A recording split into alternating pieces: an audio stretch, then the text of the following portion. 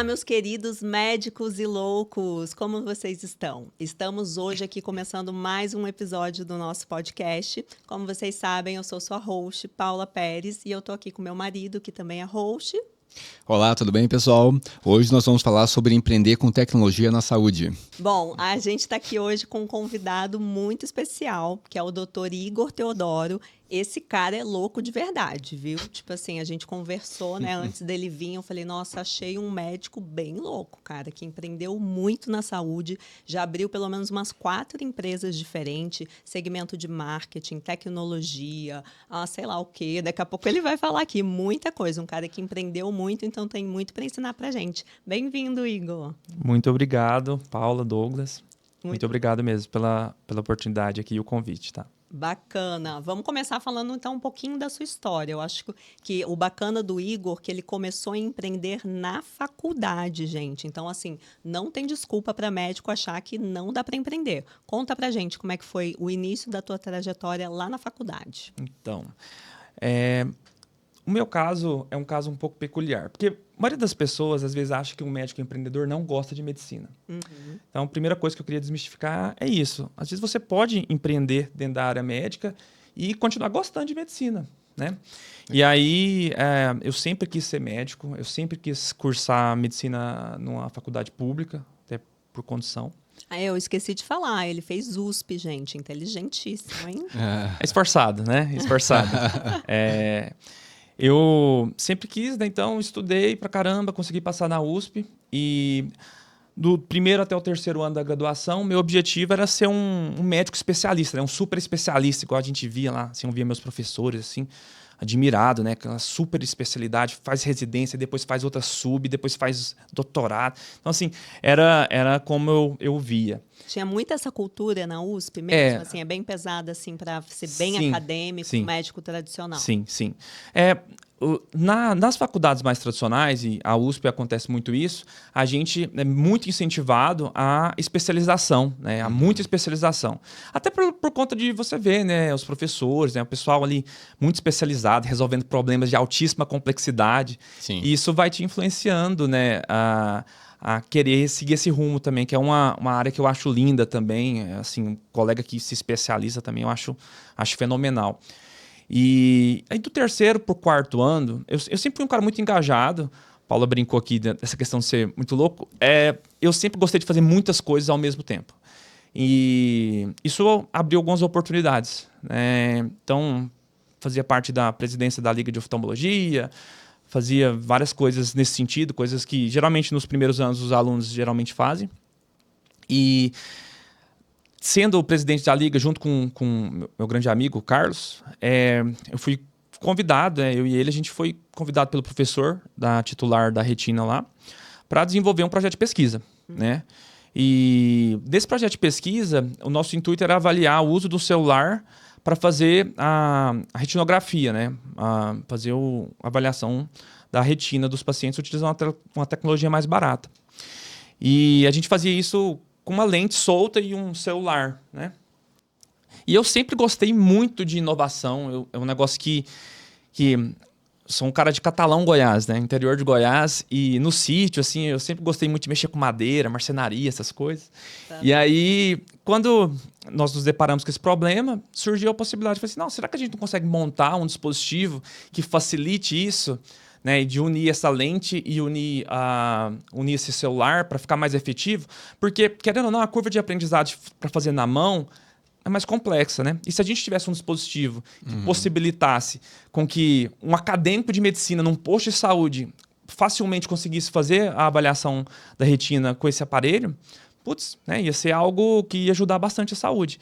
E aí, eu soltei essa ideia, né, eu e o Carlos, e caramba, o professor falou, vamos lá, né? E aí eu fui, liguei para o laboratório tinha um laboratório lá na USP, né, que fazia esse tipo de confecção desse tipo de material. E fizemos o dispositivo, o negócio era um trombolho, assim, depois, quando a gente pegou, assim, eu falei, nossa, será que vai mostrar isso pro professor, doutor, né? Nossa, até com vergonha, assim, né? O negócio um trombolho. É interessante depois pegar foto para poder mostrar pro pessoal. Depois eu vou ver se eu acho algumas fotos depois para mostrar. Que ano foi isso, Igor? Isso aí foi do terceiro por quarto ano da faculdade. Deve ter Vamos ver. 2020 foi o ano da pandemia. Eu estava no 6º ano. 2019, 5º. 2018, 4º. 2017. Já tinha iPhone. Você, tipo... Tinha. Não, eu não tinha iPhone, porque, não. Assim, na nossa época, na faculdade, tipo, surgiu Não, já tinha smartphone. iPhone, então, mas eu não assim, tinha iPhone, não. Aí eu não já tinha... tô imaginando você fazendo um negócio naquele celularzinho. Não, já era celular bom. Não, o meu não era bom, não. Era um celular mais simples mesmo. E, tipo... Mas ele possibilitava fazer com qualquer tipo de celular. Claro, se você tem um celular igual um iPhone ou um Samsung Top, era muito mais fácil, né? Pra você ver as imagens. Mas a gente desenvolveu para ser utilizado com qualquer tipo de celular. Legal.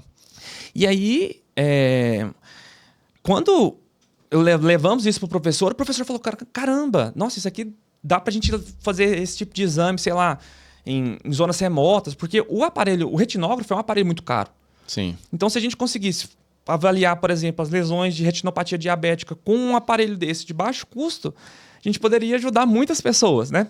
Com certeza. E aí, quando ele validou isso, falou, caramba, e dá até pra gente conversar com uma empresa e eventualmente pensar em até em patentear, assim, minha cabeça explodiu, né? Aí o bichinho do empreendedorismo mordeu. Nesse momento. Mas nesse momento é um momento um pouco complicado, porque realmente ele viu que está com uma coisa muito boa na mão, que foi validado tecnicamente por uma pessoa que tem uma autoridade, mas ninguém sabe que é bom. Então, como que você fez para poder realmente conseguir comunicar isso, para poder fazer, para ser visto realmente por empresas e chegar realmente no mercado? Então, o que a gente, na época, eu não sabia nada de empreendedorismo. Eu sou um cara, assim, que na minha família, acho que nem tem empreendedores, assim. Empreender nunca foi uma possibilidade, assim. Eu tenho um irmão que ele é muito, assim, muito inteligente, que sempre pensa possibilidade diferente com tecnologia e tudo mais. Mas, assim, no resto da minha família, o pessoal não tinha negócio, assim, né? E aí, eu me vi com uma oportunidade. Caramba, né? Um negócio inovador. Porque, assim, é diferente uma pessoa que não é da área falar que o negócio tem viabilidade. Mas, assim, professor, chefe da retina do... Exato. Putz, falei, caramba, né? Realmente, então deve ser um negócio que pode ajudar muitas pessoas mesmo. E aí, nessa época, eu não tinha esse tino tão... tipo assim, eu não sabia como fazer tudo isso, de levar um produto para o mercado. Então, a gente fez uma parceria com uma empresa, né? Via Agência USP de Inovação. Então, tem uma empresa do ramo de oftalmologia que teria muito mais viabilidade, né, de desenvolver um produto como esse e colocar no mercado. Mas a partir do momento que esse dia explodiu a minha cabeça, aí eu vi, é isso aqui. É isso aqui que eu gosto. Tipo, ninguém incentiva esse tipo de coisa. Mas assim, eu vi que é o seguinte, eu consigo juntar inovação, tecnologia e criatividade e a área médica. Porque até então eu só via um jeito de ser médico. Sim. Né? Eu só via uma possibilidade de ser médico, aquele médico do consultório, do hospital. Eu não imaginava que um médico poderia fazer, por exemplo, as coisas que eu faço hoje em dia. Né? Mas até na USP, né, ter esse laboratório de inovação e tecnologia é uma coisa diferente, que a maioria das faculdades nem tem isso. Não, né? Então, assim, a faculdade, você tá numa boa faculdade, possibilita que você tenha acesso a pessoas extraordinárias, Sim. Porque realmente esse tipo de lugar puxa mesmo pessoas extraordinárias, e também acesso à tecnologia, a uma agência de inovação. Você não tem uma agência de inovação em qualquer faculdade. Então, isso ajudou muito. Por exemplo, talvez se não tivesse um laboratório que pudesse produzir isso, Exato. talvez poderia ter matado uma ideia. E eu acho que... Nem ter pensado, né? Tipo, Sim. nem ter tido acesso a isso. Mas esse é um ponto muito legal, cara, que é o que cai muito no assunto de empreendedorismo, que a gente conversa bastante, que é o ambiente, né? A gente fica perguntando, será que realmente o Steve Jobs seria Steve Jobs se ele não estivesse lá no Vale do Silício, em Palo Alto? Será que Elon Musk seria ele mesmo se ele não estivesse lá nos Estados Unidos daquele jeito? Será que realmente você não conseguiria fazer esse dispositivo funcionar em outra faculdade? Então, o ambiente que a gente está realmente molda muita gente, né? Eu concordo plenamente. É por isso que a gente tem que ser muito criterioso com o nosso ambiente, né? Às vezes a gente fica pensando em qual network que a gente vai fazer. E muitas das vezes a gente está em grupos de WhatsApp de amigos de infância que não faz mais sentido, de pessoas que não te levam para outro nível, né? Então, nesse ponto de ambiente, a gente tem que realmente cuidar das duas partes. Pessoas e ambientes que você não tem mais que frequentar e realmente se moldar, criar um modo de evolução para que você possa ser merecedor de pertencer a novos ambientes. Eu concordo com isso, e eu acho que por exemplo, o que me levou a isso não foi só ter o laboratório. Por exemplo, fui convidado, eu e o professor e o meu colega, Carlos, a gente foi desenvolver uma pesquisa clínica, né? Então, assim, não é todo lugar que nem tem possibilidade de você fazer uma pesquisa. Sim. Agora lá, as coisas vão se conectando, né? Então, quanto mais a gente tem esse tipo de ambiente, isso dá coragem para caras igual eu, entendeu? Sim. E eu imagino que existam muitos médicos, alunos de medicina, que às vezes veem oportunidades, veem ali soluções que eles poderiam desenvolver, mas se não tiver num ambiente que vai te fomentar e ter essas possibilidades, pode morrer muitas ideias muito geniais e inovadoras. Sim, com certeza. Isso eu acho muito legal. Inclusive, também a gente estava conversando muito sobre isso, a questão de que as ideias, quando estão nascendo, são aquele brainstorming lá, que às vezes é surreal, que a gente fala um montão de besteira, né? Então, às vezes, quando a gente está tendo aqui dentro da clínica, dentro da nossa empresa, a questão do brainstorming, é proibido cortar. Cara, é para falar a maior besteira do mundo. E depois a gente vai ver se realmente aquilo é viável ou não nos próximos itens, né? Então, é aí que funciona. A gente tem que tomar muito cuidado na fase inicial do nosso projeto, para que ninguém realmente corte ele na fase... Cara, se tivesse chegado algum outro professor do mesmo calibre do dele e tivesse falado para você, não, isso aí vai dar errado, cara. Talvez o cara tivesse matado o seu sonho e você não tivesse despertado tão cedo para a questão do empreendedorismo, né? Então é muito importante a gente cuidar da nossa confiança realmente no empreendedorismo. E um assunto polêmico aqui, então, trazendo, né, assim, essa abertura de muitas faculdades de medicina hoje que realmente não tem, às vezes, bons professores, que não tem um ambiente, assim, que oferece, né, essas coisas. O que você acha? Como é que você vê isso, Igor? Olha, eu vejo essa abertura de muitas faculdades, eu olho ela com dois olhares. Primeiro, com o olhar de médico, eu fico bem chateado com isso. Porque, infelizmente, eu acho que é muito difícil alguém ter acesso a uma formação de qualidade estando em centros que não são nem centros, né? Às vezes não tem nem uma estrutura mínima, né? Que estão sendo abertos à torta e à direita e continuam sendo autorizados cada vez mais faculdades de medicina. Mas enquanto empreendedor, enquanto médico empreendedor, eu vejo que existem muitas oportunidades nesse mercado. Sim. Exatamente. Então, assim, a medicina sempre foi um negócio, né? Quando a gente fala sobre empreender como médico, a gente recebe muito, né? Eu tô com a palavra em inglês na cabeça, backlash. Recebe muito desaforo, as pessoas falam assim, nossa, só pensa em dinheiro, o médico, né, não tem que pensar em dinheiro. Mas, gente, a medicina é um negócio lucrativo para faculdades, para hospitais, para planos de saúde. E o médico não vai pensar em empreender, em ganhar dinheiro na medicina? Basicamente, culturalmente, não é muito incentivado aqui no Brasil você ganhar dinheiro, ganhar muito dinheiro, ser um cara bem-sucedido, assim. Acho que as pessoas veem isso com maus olhos, principalmente a depender da universidade que você está, que são alguns espaços que têm uma mentalidade assim, um pouco diferente da que eu comungo, mas eu acredito que essa questão do número elevado de faculdade de medicina, isso vai cada vez mais, a gente vai ver os sinais disso e a gente vai ver uma diferença entre uma medicina de ponta e uma medicina muito ruim, assim, porque algumas histórias, né, disso. Veja, tem lugares que quem é preceptor do aluno de 5º ou 6º ano é tipo um médico recém-formado que acabou de sair de faculdade. Eu vi isso na prática, então não é um negócio, não, me falaram. Sim. Enquanto tem um aluno de medicina que está passando por esse tipo de formação, tem lá, tipo, sei lá, na USP, em outros lugares, que você está tendo uma aula com o professor, doutor, que é um preceptor que vai, tipo assim, te ajudar muito. Sim. E te explicar exatamente as coisas certas. Então, está existindo cada vez um gap, ao meu ver, maior dessa questão do conhecimento e da boa prática médica. Não, com certeza. Realmente vai gerar uma desigualdade de conhecimento muito grande e quem vai sofrer com isso é a população final mesmo, né?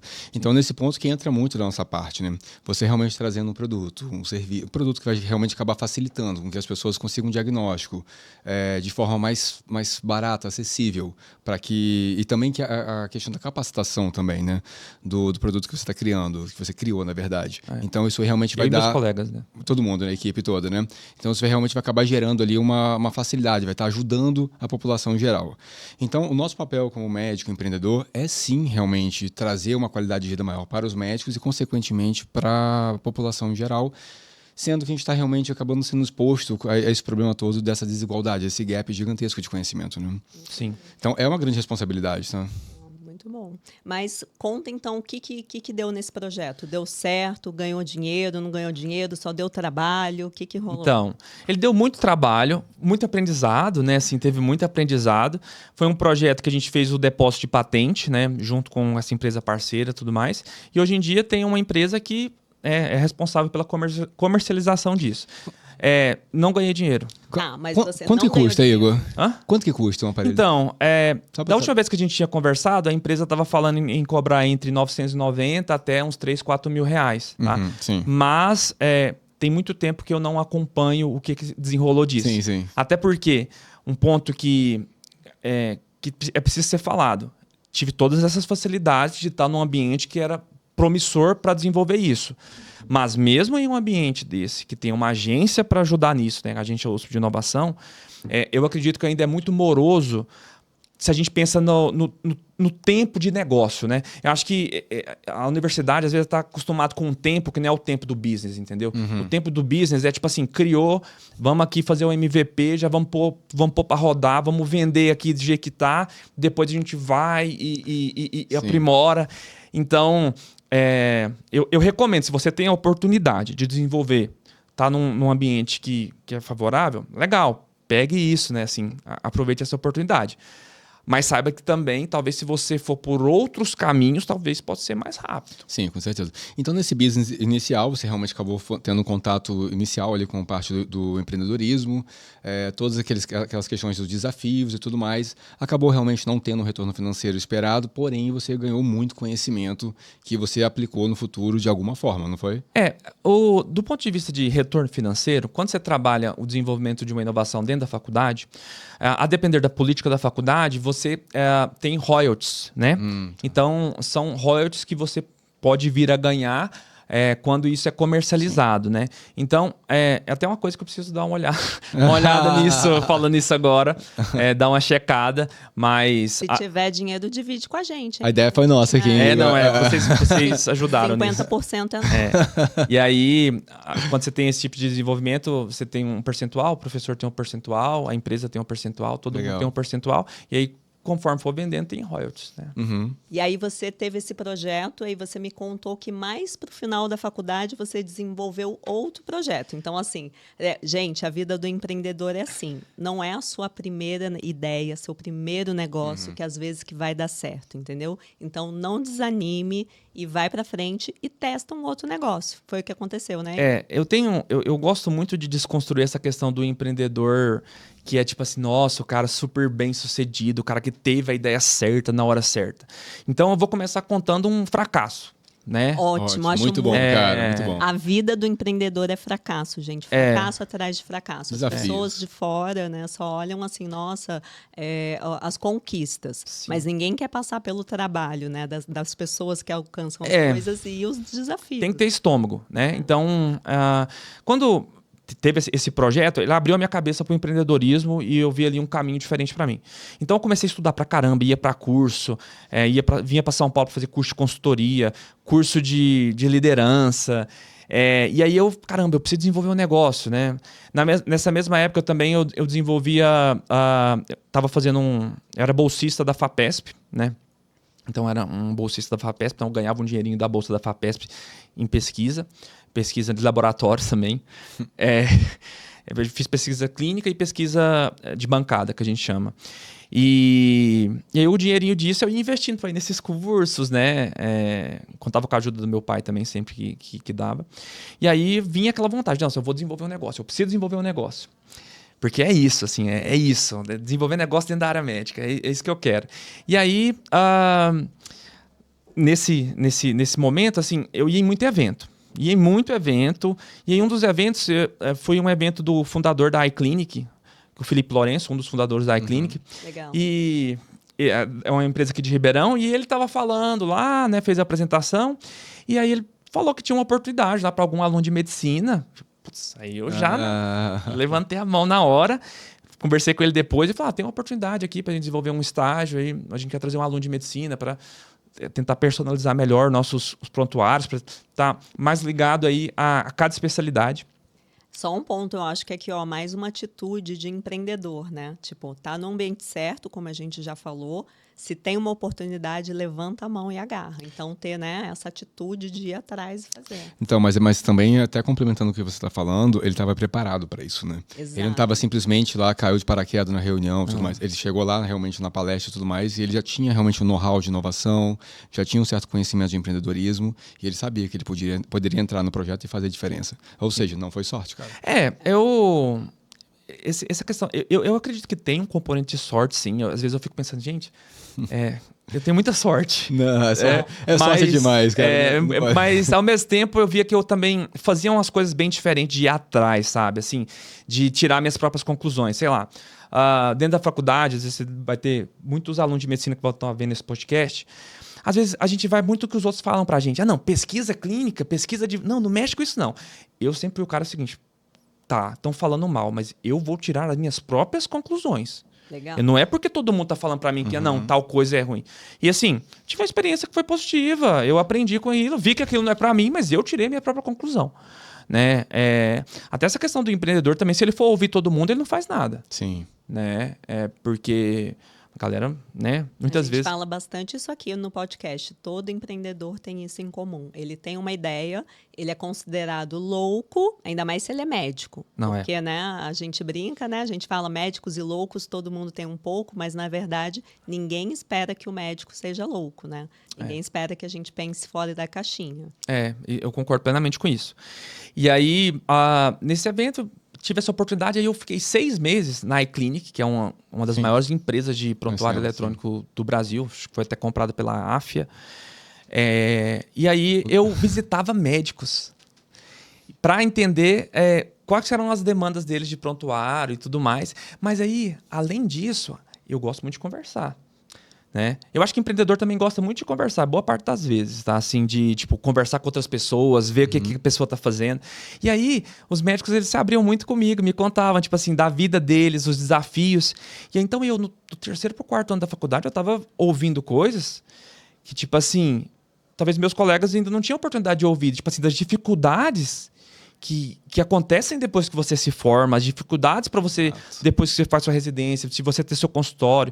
Então, eu conversava com pessoas do SUS, conversava com pessoas da saúde suplementar, né, ali de planos de saúde, e também com médicos que trabalhavam no particular, né, que é uma das coisas que a Paula traz muito aí também, nas mentorias e nos diálogos aqui. E eu conseguia ver muita diferença, assim, também da postura de quem... Tipo, era muito interessante. Então, eu tive acesso a esse tipo de conhecimento numa fase que não é comum.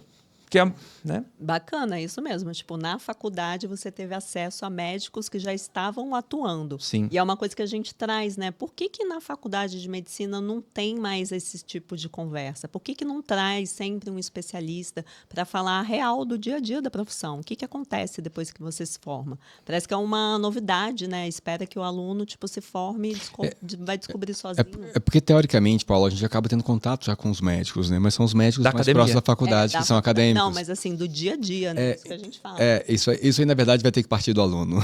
A faculdade não vai proporcionar isso para você, não. Eu acho difícil também ela propiciar a abertura, assim, para mercado, a ponto de, tipo assim, vamos trazer os médicos que não são, tipo, não são os acadêmicos e trazer para eles falar de business, falar de negócio. Eu acho complicado isso. É difícil. Mas vai sim.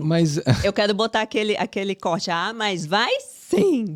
Não, até agora tá falando uma coisa interessante, Paula, que há 2 semanas atrás você deu uma palestra, né, sobre empreendedorismo. Eu dei numa faculdade particular. Legal. Que tem uma liga acadêmica de gestão e empreendedorismo, uma faculdade Positivo de Curitiba. Beijo para vocês. E aí foi super bacana, eu falei com os alunos lá e bem legal. E eles ficaram bem surpresos com isso, que eu vim trazendo no dia a dia. Vamos lá, vocês vão se formar, vocês vão dar plantão. Então, pelo amor de Deus, todo mundo tem que saber atender emergência, tem que saber entubar, tem que saber tal. Sim, aí fazer parto. Aí, vocês vão ganhar tanto por plantão, não vai gastar tudo. Vocês vão guardar dinheiro, vão fazer assim, assado. Ela estava nessa palestra, foi online, e eu estava do lado fazendo o meu trabalho, e depois eu falei com ela, Paula, calma que você está assustando eles. Ela tá falando, gente, não vai ser essa modelo que vocês estão achando, não. Vai ser assim, assim, assim e tal. Exato. E olha, é muito legal trazer essa realidade. A gente tem muito essa pegada de ser muito transparente, assim como você, Igor. E realmente, olha, quanto que vocês vão ganhar normalmente, como é que vai ser a sua rotina no dia a dia Isso é e tal. tabu, as pessoas não gostam de falar, entendeu? Não, Tipo exatamente. assim, cara, as pessoas precisam tomar esse choque de realidade porque as pessoas estão entrando na faculdade de medicina achando que vai ser aquela... Exatamente. Tipo assim, eu vou ser um médico rico e é isso, entendeu? Mas assim, esse médico... Sim, eu sou do interior, via muitos médicos ricos, comprava fazenda, né? Aquela coisa. Mas assim, mudou, gente. Assim, se você acha que vai fazer medicina e necessariamente vai ficar rico, talvez não seja muito bem assim. Não, e olha que o mercado que você entrando agora na faculdade de medicina vai enfrentar é um mercado de daqui a 10 anos, tá? Então, realmente é um mercado totalmente diferente. Isso é métrica, né? Você realmente com pesquisa isso, a Paula também. Hoje no Brasil, nós somos o segundo país com o maior número de faculdades de medicina no mundo e pela relação, assim, população-médico, nós já somos o maior, né? Nós perdemos apenas para a Índia na questão de número de faculdades de medicina e, por incrível que pareça, estão abrindo mais. Então, realmente, você que está pensando realmente em fazer medicina ou já está fazendo, cara, você vai ter que diferenciar. Você vai ter que pensar um pouquinho fora da caixinha, você vai ter que seguir um caminho, às vezes, na parte acadêmica ali, já como o Igor, já pensar realmente em empreendedorismo. Você vai ter que planejar e ter contato mesmo com médicos que já estão no mercado para saber como que você vai se posicionar. E quanto mais cedo, melhor. E quanto mais cedo, quando a gente fala, não é após a formação acadêmica, é durante mesmo. Então, você é um grande exemplo disso, Igor. Parabéns, cara. Obrigado, gente. Parabéns, Vocês também. Caramba, são empreendedores aí de primeira linha. Bom, nesse assunto, eu acho que assim, a gente tem que entender e tentar pegar pessoas que talvez atingiram o que a gente quer. Você ouvir mais conselhos de pessoas que atingiram os objetivos que você quer. Então, muitas vezes eu ouvia muito conselho de pessoa que não estava onde eu gostaria de estar. E, putz, eu lá na faculdade de medicina, às vezes vinha gente que vinha com 10 pedras na mão e eu era muito humildão, assim, politicão, queria conversar com todo mundo, falar para pessoas, assim, o que eu fazia, né, desse negócio do marketing, que a gente já vai chegar depois no marketing. Mas eu vejo assim... Tenta ouvir quem que chegou onde você quer chegar. E às vezes as pessoas que estavam dando conselho para mim para eu não fazer o que eu queria, não chegaram onde eu queria. E agora as outras que eu também ouvia, sei lá, um CEO da iClinic, cara, eu me espelho, tipo assim, num empreendedor, outros empreendedores que eu tive a oportunidade de conversar. Então, eu fui moldando baseado nisso também. Legal. Entendeu? Então, novamente, a gente está falando de ambiente, né? Se você não se expõe para chegar no outro ambiente, se você não tivesse se exposto, você não teria conhecido o CEO da iClinic, né? Então, você não teria tido contato com esse novo modo de pensar, né? Sim. Durante a faculdade também, realmente, onde virou minha chave foi quando eu estava passando na ortopedia, que eu adorava aquilo. Eu ficava lá o tempo inteiro, entrando em diversas cirurgias, ia sábado e domingo que eu não precisava, ficava em plantão noturno que também não precisava, porque eu adorava aquilo. E quando eu tive muito contato com os professores mesmo, assim, os chefes de cada cadeira, de joelho, ombro e tudo mais, eu fui vendo a qualidade de vida deles. E quando eu me aproximei muito, então ia em churrasco na casa deles, saía junto, e eu via que a qualidade de vida deles era horrível. Eles tinham problema no casamento, eles eram obesos, eles não conseguiam pagar as contas. E eu falava, mas como assim? Você é chefe, todo mundo olha para você como um cara top aqui dentro e você não tem dinheiro. E eu falei, olha, abre o jogo comigo. E ele começou a falar os números que ele recebia e eu me assustei demais.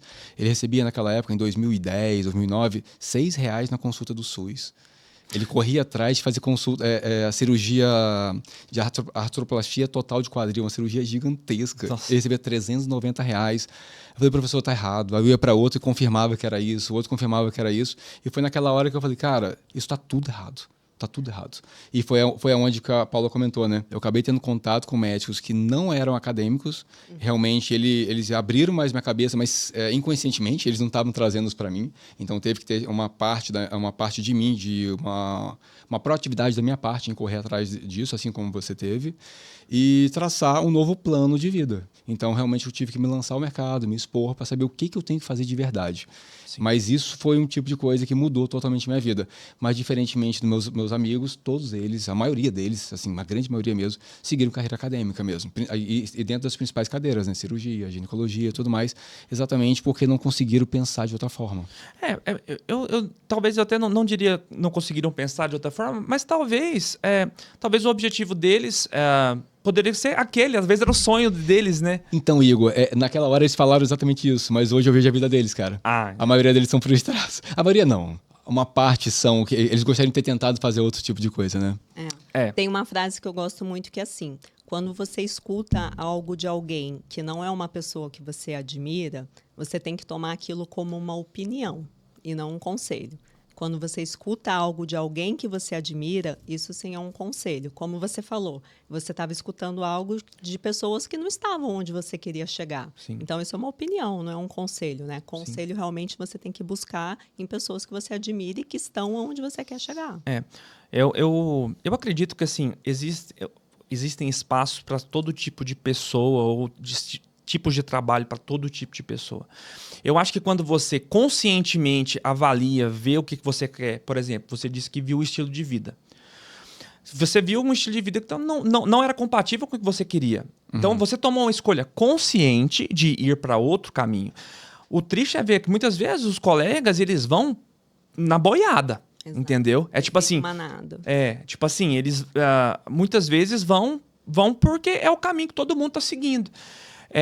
Não é fácil você fazer uma coisa que é diferente. Tipo assim, trazendo pro meu caso. Pô, você falar pra sua família que você vai mexer com marketing, tipo assim, você fez medicina na USP e agora você fala pra sua família, não, eu não vou fazer uma residência, eu vou trabalhar com negócios, marketing, inovação. Isso, só para o pessoal entender. O Igor, né, ele então se formou na USP e no último ano ele já desenvolveu uma outra empresa que era voltada para marketing médico. Sim. E aí você optou por não fazer residência. Eu optei por não fazer residência. Eu passei por um período... Foi um período assim que eu tava querendo me aceitar. Eu tava com dificuldade de aceitar realmente o meu objetivo. Porque é muita pressão. Qual que é a pergunta que mais te fazem, você que é acadêmico aí de medicina, qual que é a pergunta que mais fazem no 6º ano? O que você vai fazer de residência? Exato. Sim. Até hoje as pessoas me perguntam, você não vai fazer especialização não? Porque eu atuo como médico também, né?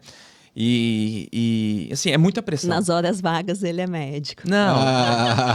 Uma vez médico pra depois sempre. A gente vai falar. É um ponto bom da gente conversar também. Mas eu acho que existem vários caminhos. Eu acho que desde que você toma esse risco, de certa forma, calculado. Porque assim, não vou ser hipócrita aqui também. Se você for um médico especialista que tem uma mentalidade empreendedora, dentro da sua prática médica, você pode ter resultados maravilhosos. Eu conheço médicos que ganham muito dinheiro, fazem trabalhos maravilhosos, entendeu? Mas eu estou conhecendo cada vez mais também médico que está muito frustrado. Então, você vai ter que ver se vai levar a exceção. Por exemplo, empreender.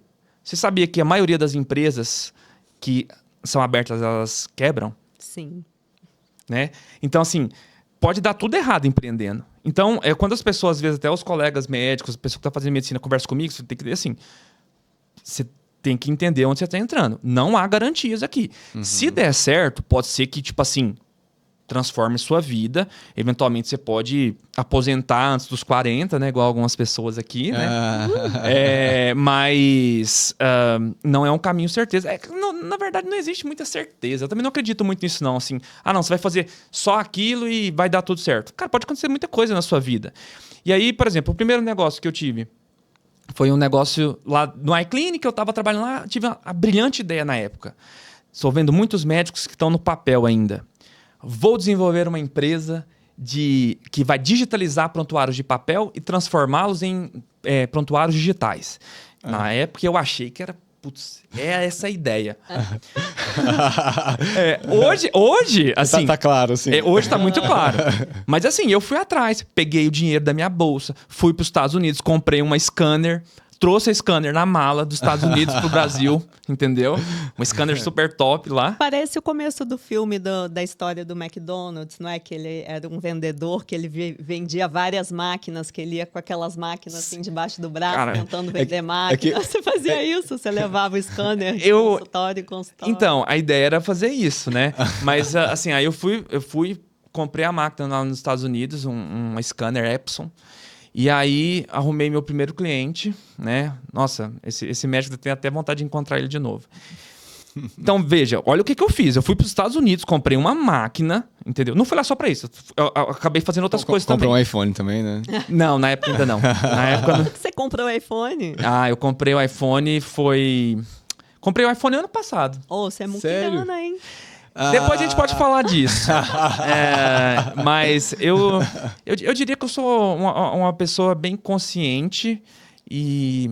Muquirana, tá, entendi. Tá, pode ser muquirana, mas Tô assim... brincando.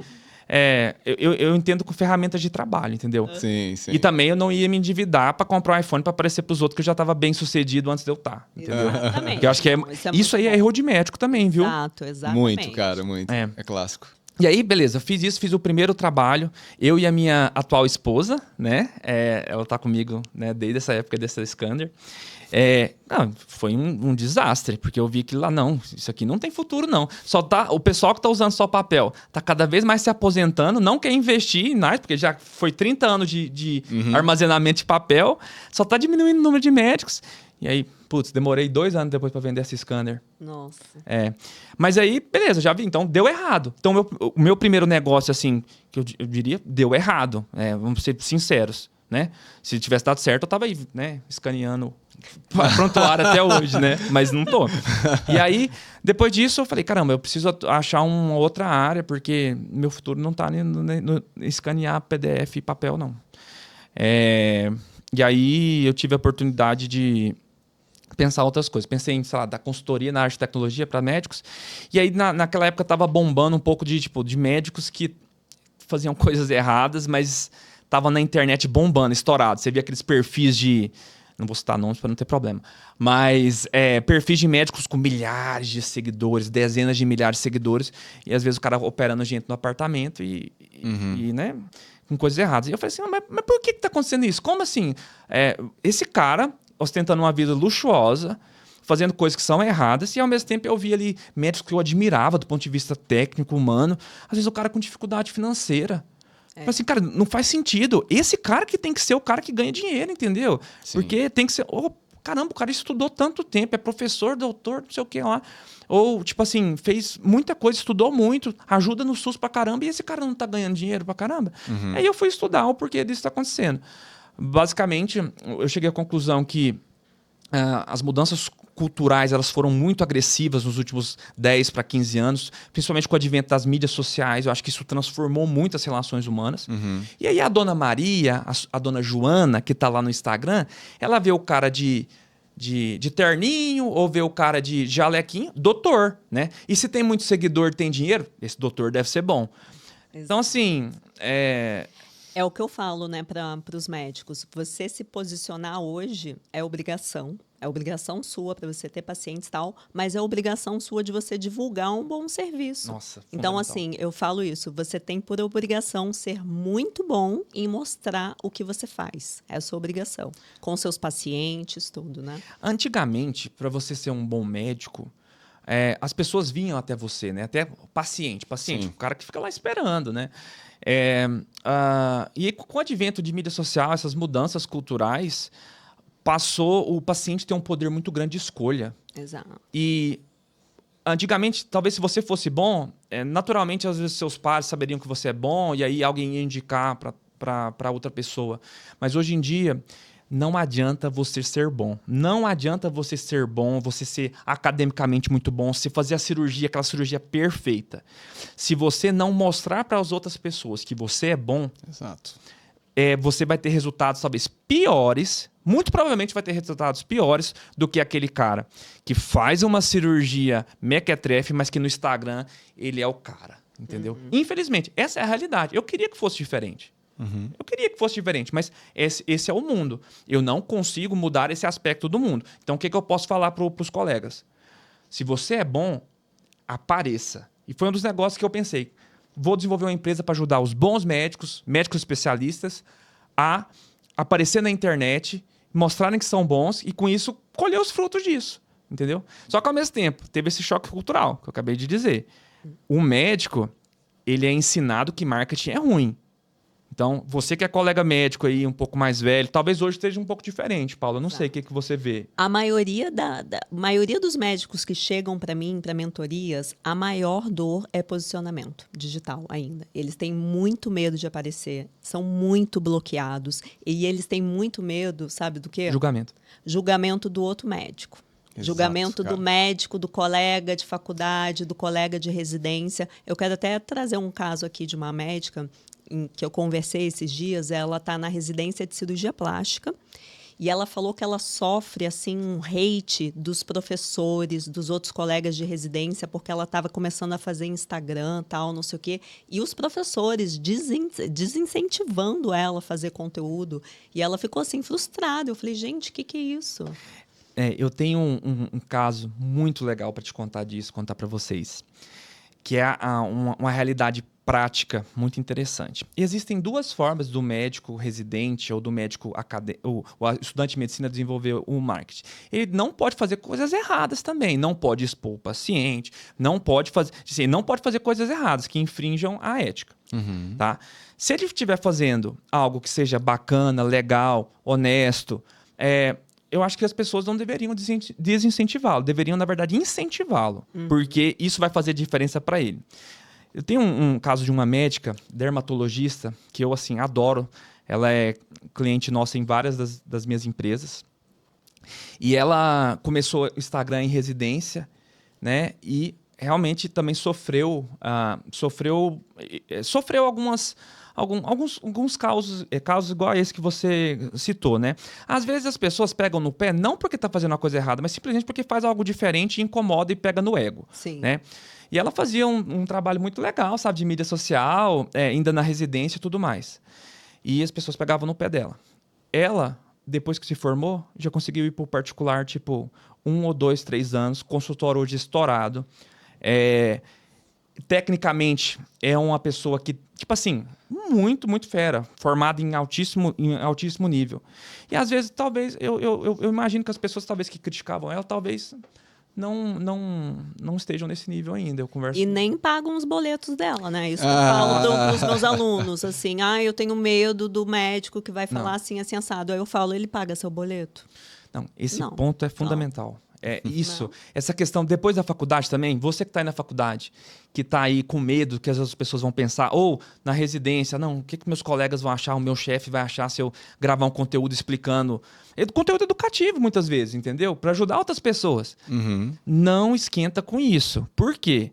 Depois que formar, eu nem sei a última vez que eu conversei com todos os meus colegas. Essas pessoas, cada um vai atrás dos seus sonhos, seus objetivos. E o boleto, no final, você vai ter que pagar. E eu te digo, se você tiver uma presença digital boa e ser um excelente médico, vai ser muito fácil para você pagar seus boletos. Você vai ter uma qualidade de vida muito melhor, vai poder passar mais tempo com a sua família, vai poder viajar sem ficar se endividando, vai poder ter um carro melhor, vai poder ter uma vida muito melhor. Comprar um iPhone. Comprar um iPhone. Comprar um iPhone também. Né? Se fosse o objetivo, né? Se você gostar do iPhone, o iPhone te servir. Não, e é interessante também que às vezes a gente fica falando de como ter sucesso na carreira médica, mas o fato de você conseguir uma visibilidade, você vai estar em evidência, você vai conseguir realmente fazer outros negócios, né? Você pode ser convidado para palestras de educação, você vai acessar ecossistemas que você nem imaginava, porque você vai estar impactando pessoas positivamente. Então, sim, realmente essa parte aí é o que a gente mais vê mesmo, tá?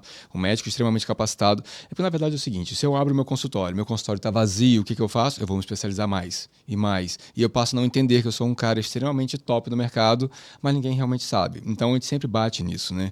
Que qualquer empresa do mundo tem 3 pilares, que é marketing, vendas e produtos. No nosso caso, não é produto, mas é serviço, né? Então, tem que estar linkado. Os 3. Lógico que tem outros itens, mas eles são... Enfim, os principais são esses 3, né? Então, é isso. Tem que gerar essa comunicação mesmo. E aí, eu desejei abrir essa empresa de marketing para ajudar médicos especialistas, mas eu já tinha um diferencial na minha cabeça. Não era só porque eu era médico. Eu falei, caramba, como eu posso entender do marketing digital, mas casar isso com a medicina? Então, a empresa hoje se chama Evidência Médica, a gente está aí com 4 anos de mercado. Nós ajudamos médicos especialistas a desenvolver um marketing, mas é um marketing baseado em dados. E é um marketing que utiliza a epidemiologia das doenças, o perfil socioeconômico do público que você quer atingir e até a geolocalização. Então, eu É usei... a tecnologia, né, no marketing. Sim. Então, você uniu tecnologia, marketing e medicina. Quantos médicos você já ajudou, Igor? Olha, Nessa parte de marketing? A gente tem dezenas de clientes médicos espalhados por todo o Brasil. Uhum. Então, eu diria que uns mais de 80 a gente já ajudou. Sim, legal. Gente, pausa que agora eu vou fazer o nosso quadro aqui no podcast, que vocês sabem que eu gosto de deixar o médico desconfortável. Vamos tá lá. na hora. Vamos ver lá. se você tá Vai. preparado. Se ajeita na pra esse cadeira aí, quadro. Igor. Deixa eu, Tá? né? Chegou a hora da polêmica. Vamos lá. Então, olha só. O quadro de hoje, gente, Ela não me falou isso, hein? não falei. Assuntos polêmicos que nenhum médico quer responder. Versão tecnologia hoje, com você, Igor. Vamos. Então, vamos lá. Primeira pergunta. Você acha que hoje os alunos de medicina se formam pelo Google? Eu diria que boa parte deles estão usando já o chat GPT. Não seria nem só o Google, mas... Sim, eu acredito que cada vez mais eles estão utilizando tecnologia e não acho que isso seja necessariamente ruim, porque quantas vezes a gente vai prescrever um remédio, por exemplo, para uma criança e eu gosto, até hoje eu gosto de fazer a minha continha ali, às vezes se tem uma droga que eu não sei exatamente a posologia, eu vou lá e pesquiso no Google, entendeu? Sim. É melhor um médico humilde que pesquisa no Google do que um que vai, nossa, meu ego aqui, vou prescrever aqui, eu acho que é isso e vou prescrever. Então... Eu concordo que cada vez mais os médicos têm utilizado tecnologia e o Google é uma delas, e eu acho que pode ser utilizado para o bem. Exatamente. Você já previu minha segunda pergunta, que era: você acha que os médicos hoje só prescrevem usando o chat GPT? Eu acho que eles não prescrevem só usando o chat GPT, porque eu acho que muitos ainda não têm englobado isso dentro do seu dia a dia. Mas eu diria seguramente que muitos dos médicos, principalmente os médicos mais jovens, eles se apoiam em softwares ou sistemas de apoio à decisão médica. E eu acho que isso é positivo. Claro, Sim. Pode gerar uma dependência. Uhum. Ah, mas gera mesmo. Esses dias eu fui fazer uma prescrição, eu utilizei um software realmente de prescrição, ele mostrava a interação médica, a interação medicamentosa. Ele, olha, o medicamento 6 e 7 tem interação medicamentosa, sugiro tal. Eu falei, meu Deus, na minha época, eu ainda sou da época do prontuário no papel lá atrás, né? Falei, cara, tá muito fácil ser médico hoje em dia, né? Eu acho que tá mais fácil, mas... Com ferramentas. Mas ao mesmo tempo, tipo assim, a gente vai ficando dependente um pouco dessas tecnologias. Muito. Não vou mentir, porque Muito. assim... Pô, caramba, se você tem ali algumas ferramentas que ajudam muito hoje em dia, que, pô, se eu posso pesquisar aqui, vou pesquisar, não tem problema, Sim. entendeu? Mas você tem que ter a segurança para lidar com situações em que essa ferramenta não vai estar disponível. Tipo, urgência e emergência. Se você pode depender para pesquisar no Google, ou no ChatGPT, ou em alguma outra ferramenta, quando você estiver com o seu paciente lá parado... Pode ser que você se lasque. E lasca o seu paciente. Última pergunta do nosso quadro polêmico. Você acha que no futuro os médicos serão robôs e que serão melhores que os humanos? Vamos lá. Eu acho que... vou ser bem categórico nisso. Vou tentar ser bem categórico. Eu acredito que a parte técnica... não cirúrgica, tá? Acho que a cirúrgica ainda vai demorar. Mas a parte técnica de prescrição, de consulta clínica, eu acredito que cada vez mais vamos utilizar mais tecnologia. E eu acredito que o papel do médico cada vez mais vai ser um papel mais de suporte e um papel de humanizar aquele relacionamento. Porque não é achismo. Se coloca ali numa árvore de decisão para um algoritmo... Fazer até prova de residência médica. Tem um negócio mais difícil que é prova de residência médica e os robôs passam e... Então, assim, basicamente, o médico ele trabalha com uma árvore de decisão na cabeça dele. Uhum. Sim. E isso tem sido cada vez mais utilizado. A parte clínica de pôr a mão no paciente, o exame físico, eu acho que é importante e os robôs ainda não vão conseguir fazer isso por um bom tempo. E a parte cirúrgica também eu acredito que ainda vai demorar. Mas esse aspecto mais técnico das árvores de decisões que nós médicos temos na nossa cabeça, eu acho que cada vez mais vai ser dominado por esse tipo de estratégia tecnológica. Com certeza. Muito bom. E em quais outras empresas suas hoje você utiliza a tecnologia? Eu utilizo em todas. Eu utilizo o máximo possível de todas as tecnologias disponíveis para utilizar nas empresas. Então, a gente usa o ChatGPT pago para fazer várias pesquisas, entender ali melhor como a gente pode atuar. A gente utiliza... As nossas empresas são todas remotas. Então, é uma coisa interessante. Já tive empresa presencial, já tive empresa em coworking, já tive empresa 100% remota. Então, hoje, tecnologia é a base de todo o trabalho das minhas empresas. Então, assim... Tá. Que programa que você utiliza realmente para poder conseguir controlar todos os funcionários, realmente conseguir tarefas e decisões? Então, eu utilizo várias ferramentas. Eu vou citar aqui algumas que podem ser úteis. Legal. E algumas dessas ferramentas podem ser úteis aí para você, enquanto médico, para lidar com a sua secretária, lidar ali com o seu time. Eu utilizo o Slack para comunicação interna. Por quê? Sim. O WhatsApp, você não pode ficar conversando com o seu funcionário 24 horas por dia no WhatsApp. O WhatsApp mistura pessoal e profissional.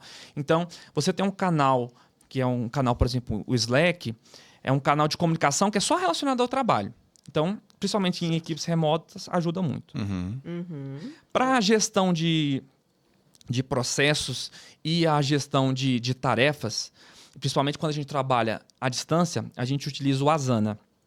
O Asana é um software que é muito interessante. Você consegue ali colocar basicamente todas as ações que os colaboradores precisam desenvolver e consegue trabalhar em equipe naquilo. Sim. Principalmente em equipes remotas, isso é fundamental.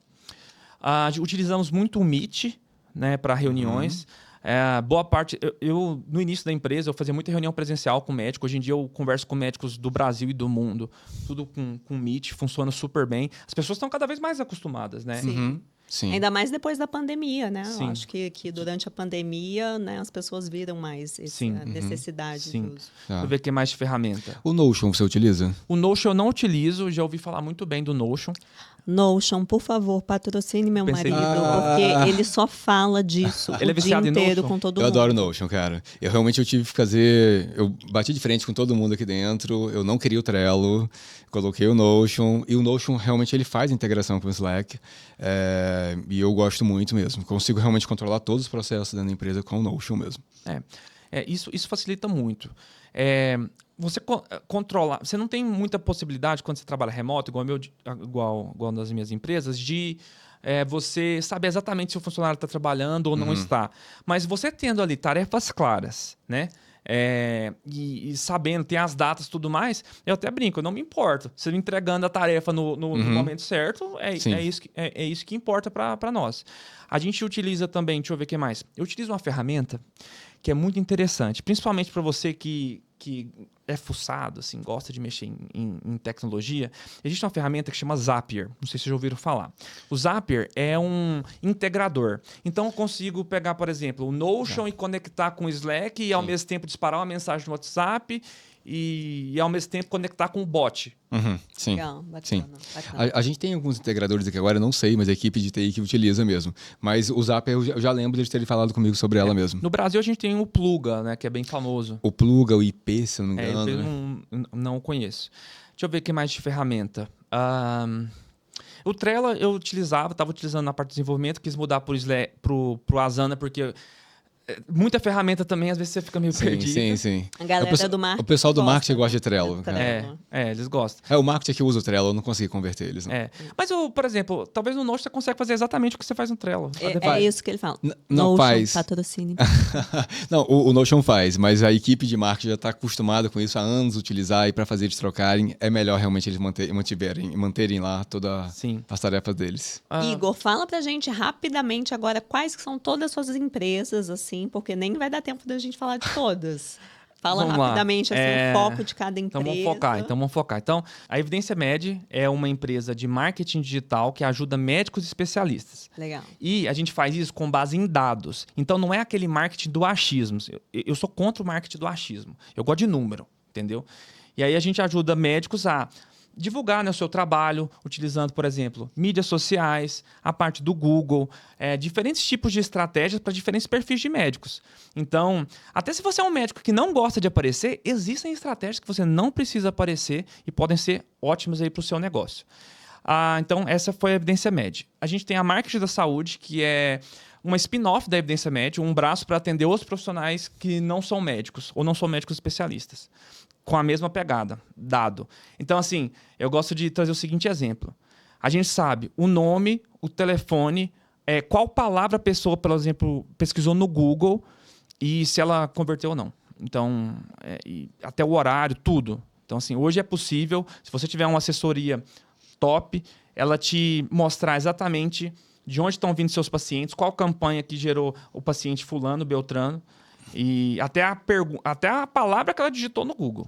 Ô Igor, você acredita que tem muito médico ainda que não acredita em fazer tráfego pago? Eles me falam assim, tipo assim, não, é muito dinheiro, não vale a pena não vou colocar. Você acredita? Eu acredito e, na maioria das vezes, esse médico, talvez ele não está sabendo fazer uma matemática que a gente não aprende na faculdade. Sim. Porque na faculdade a gente não aprende esse tipo de coisa.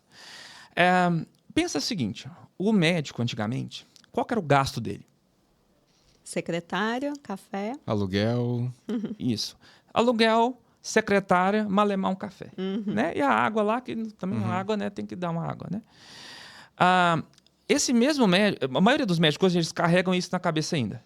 Aí você chegar para esse médico e falar para ele o seguinte, olha, eu sei que você está faturando 50 mil por mês, mas você tem que investir de 5% a 20% do seu faturamento em marketing. Aí na cabeça dele já faz assim. 5% a 20%. Então, se eu ganho 50 mil, se eu ganho 100 mil, eu vou ter que investir 5 a 20 mil reais em marketing. E aí ele acha caro. Mas é porque ele não viu como um negócio ainda. Exato, porque ele não pensa com cabeça de médico empreendedor. Sim, ele está pensando com a cabeça de médico só prestador de serviço e um médico com a cabeça do passado. Porque antigamente era isso mesmo. Você tinha sua secretária, a secretária podia ser até ruim, que você ia ter seus pacientes. Sim, exato. Né? Então, eu diria que o médico por tráfego paga a primeira coisa. Talvez você está trabalhando com uma empresa que não trabalha com dados. Isso gera no médico uma ansiedade tremenda, porque ele está investindo ali, digamos, R$2 mil por mês, mas ele não tem acesso ao nome das pessoas e as pessoas que vieram através dessa estratégia. E aí ele não consegue metrificar se está vindo do Google ou se não está. Exato. E outra coisa, o paciente do Google, ele não vem implorando para você, me atenda, doutor, vou esperar 3 dias para sua secretária me responder. Não. O paciente do Google, ele é um paciente mais frio. Não é igual o paciente indicado, que a sua mãe indicou para o fulano.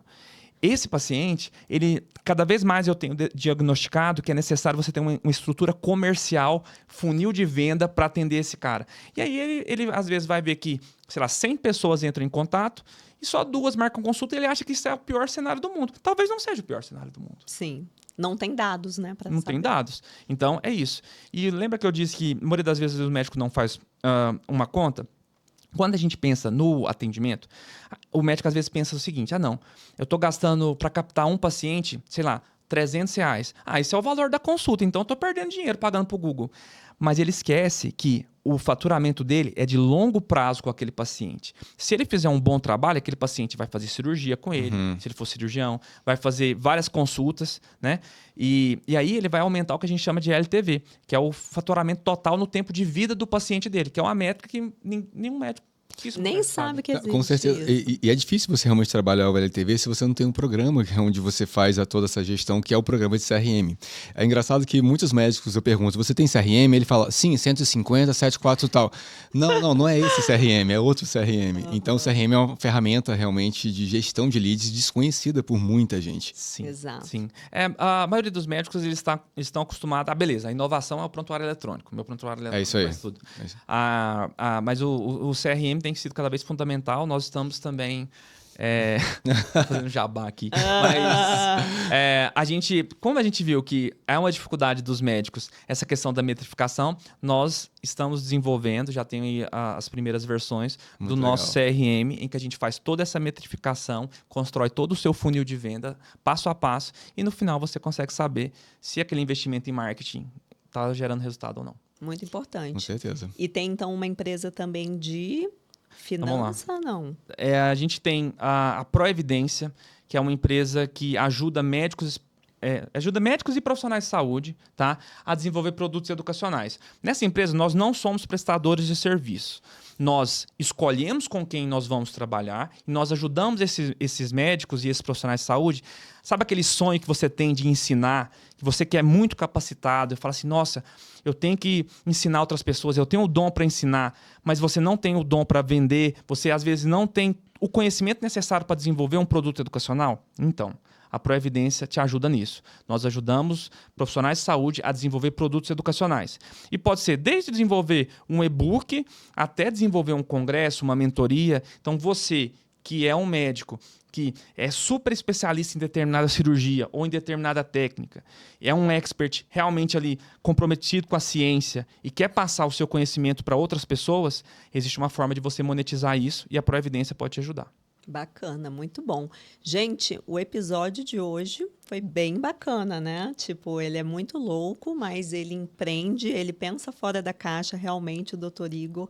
Muito bacana te receber aqui, né, Douglas? Não, com certeza, altos aprendizados aqui para todo mundo aqui e também para você que está de casa. O Douglas está feliz que pôde falar do Notion várias vezes durante esse episódio, né? Não, e é tudo que eu realmente mais gosto. É o Notion, são os programas de CRM, realmente de gestão, que eu adoro também. Sim. Porque é o que você comentou. Trazer para dentro de casa o paciente é um dinheiro. Um paciente é caro, é trabalhoso. Exato. E tudo. Manter, que é o mais fácil, as pessoas não fazem. Sim. Manter é muito mais fácil e mais barato a longo prazo. Uhum. Se você é um médico... boa parte dos médicos eles não sabem. Cada ligação que você recebe, tá? Cada ligação que você recebe, ela tem um custo. Cada mensagem de WhatsApp que você recebe tem um custo. A gente pode falar que uma mensagem de WhatsApp, hoje, a depender da especialidade e tudo mais, ela pode custar de R$1, R$1,50 até R$40, por exemplo, na área de cirurgia de coluna aqui em São Paulo. Exato. É isso aí, gente. Para finalizar, é o que eu falei. Conselho é aquilo que a gente escuta de alguém que sabe, que trilhou o caminho. Por isso que a gente traz aqui médicos empreendedores que sabem o que é empreender para dar conselho para vocês. Opinião é o que aquela tia chata dá para você, entendeu? Que ela nunca construiu nada, não é médica, vai te dar opinião, vai querer acabar com o seu sonho de empreender na medicina. Então, opinião a gente não escuta, a gente escuta conselho. E é isso, pessoal. Obrigada por vocês estarem aqui. Obrigada, Igor, de novo. Obrigado. Douglas, meu amor. Bora. Mais um episódio. Fiquem ligados nos próximos, porque de médico de louco, todo mundo tem um pouco.